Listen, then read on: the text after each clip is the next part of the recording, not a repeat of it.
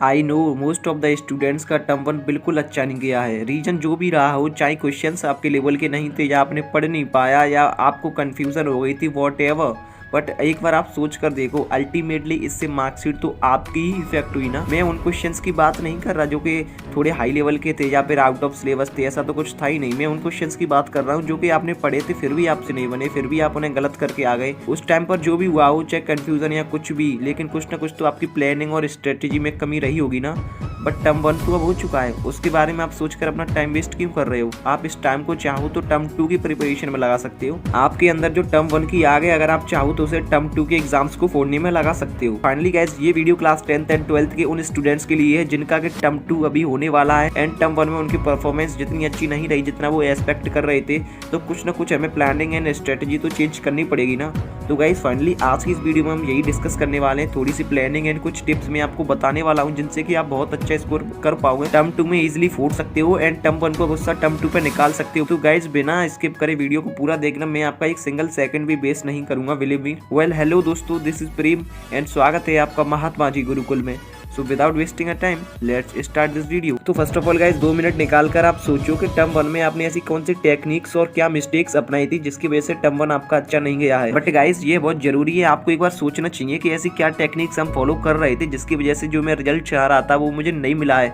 आप एक pen copy पर लिखो उन सभी मिस्टेक्स को, लाइक जो मेरा पढ़ने का क्वालिटी थी, जो मेरी प्रोडक्टिविटी थी वो बहुत कम थी, या फिर मुझे थोड़ा बुक और अच्छी तरीके से पढ़नी चाहिए थी। वॉट एवर जो भी मिस्टेक्स आपने टर्म वन में करी, ध्यान रखो कि वो टर्म टू में बिल्कुल भी आपको फॉलो नहीं करनी है। सेकंडली गाइस, अगर आप क्लास 10th या 12th में किसी में भी हो, आप टर्म टू का सिलेबस अच्छी तरीके से सीबीएसई की जो ऑफिशियल वेबसाइट है, मैं क्लास 10th एंड 12th की जो ऑफिशियल लिंक्स है वो नीचे डिस्क्रिप्शन बॉक्स में दे दूंगा, वहां से आप सबसे पहले अपना सिलेबस एक बार कंफर्म कर लीजिए एंड जो भी चैप्टर्स उसमें लिखे हैं वो आप अपनी बुक में लिख लीजिए कि ये टर्म टू में आने वाला है। और टर्म वन में जितने भी चैप्टर्स आए थे उन सभी पे आप क्रॉस का साइन लगा दीजिए एंड एक बार कंफर्म कर लीजिए कि कौन सा टॉपिक है और कौन सा चैप्टर है जो कि एडेड हुआ है टर्म टू के लिए और वो आ रहा है। एक बार सीबीएसई की ऑफिशियल वेबसाइट से या फिर आप अपने टीचर से भी कंफर्म कर सकते हो।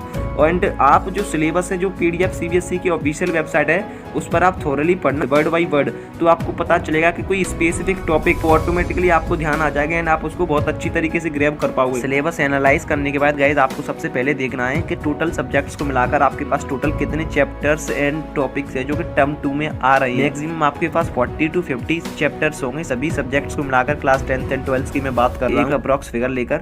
फिर आप देखो कि आपके पास टोटल कितना रिमेनिंग टाइम बचा हुआ है एग्जाम्स में। अगर मैं अभी से एजम्पशन लगाऊं तो आपके एग्जाम्स लगभग मार्च के एंड में या फिर अप्रैल में हो सकते हैं। अगर आप इसको जनवरी के अंदर इस वीडियो को देख रहे हो तो अभी भी आपके पास अप्रोक्सीमेटली 1.5 मंथ है। तो गाइस आप टोटल चैप्टर्स को टोटल नंबर ऑफ डेज से जब डिवाइड करोगे तो आपको वो फिगर मिलेगा जो चैप्टर आपको पर डे करना है। लाइक अगर आपका 1.5 आ रहा है तो मतलब 1.5 चैप्टर, मतलब आप 2 चैप्टर पर डे कर सकते हो।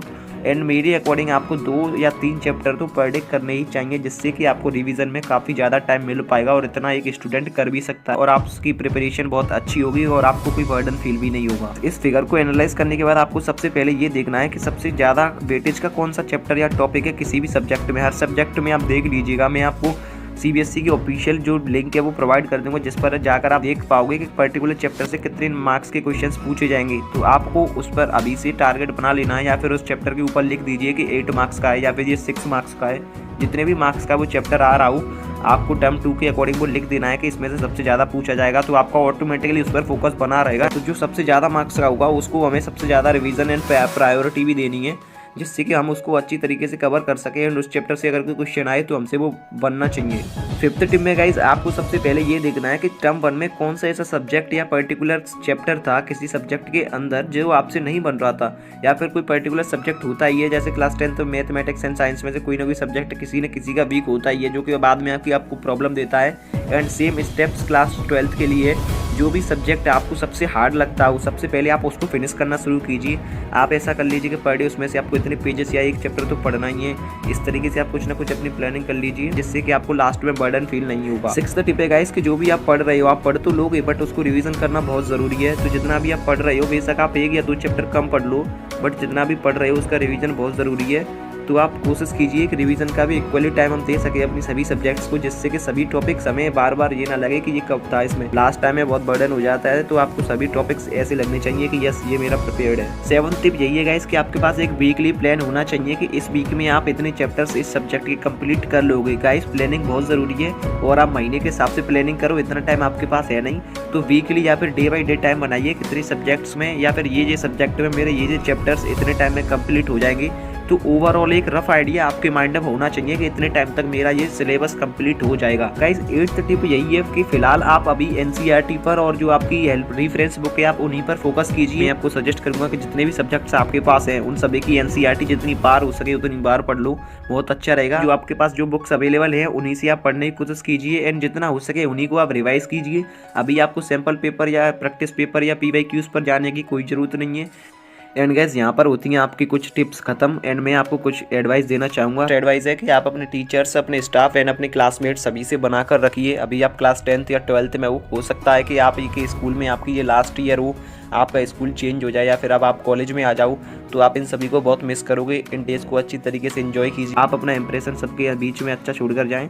तो सबसे टीचर से बनाकर रखिए। एंड सेकंड टिप है गाइस, जो भी हो जैसा भी हो, अभी आप ये ना सोचे कि आपके पास टाइम नहीं है, आपके पास अच्छा खासा टाइम है। आप स्लोली ये जो मैंने स्टेप्स बताए उनको फॉलो करते चलिए एंड अपनी सेल्फ स्टडी पर फोकस कीजिए, आपके बहुत अच्छे मार्क्स आएंगे एंड पूरे दिन को अच्छी तरीके से एंजॉय कीजिए। एंड थर्ड टिप है कि आप जितना भी पढ़ो बट फैमिली को थोड़ा सा टाइम दें, उनके साथ डिनर वगैरह करें। ऐसा नहीं है कि आप ये सोचो 2 महीने या फिर बोर्ड्स है तो मुझे कुछ नहीं करना है, उनसे मिलना जुलना नहीं है या रूम में बंद रहो। अपने परिवार के साथ रहिए, उनके साथ खाना वगैरह खाइए, अपना पूरा दिन सही से एंजॉय कीजिए। यदि आपके पास काफ़ी टाइम है तो अच्छी तरीके से पढ़ने पर फोकस कीजिए और self study is the key to success. तो जाओ पढ़ लो, टाइम वेस्ट मत करो। वीडियो अच्छा लगे तो लाइक शेयर एंड सब चैनल को सब्सक्राइब ज़रूर कर देना। मिलते हैं किसी और वीडियो में।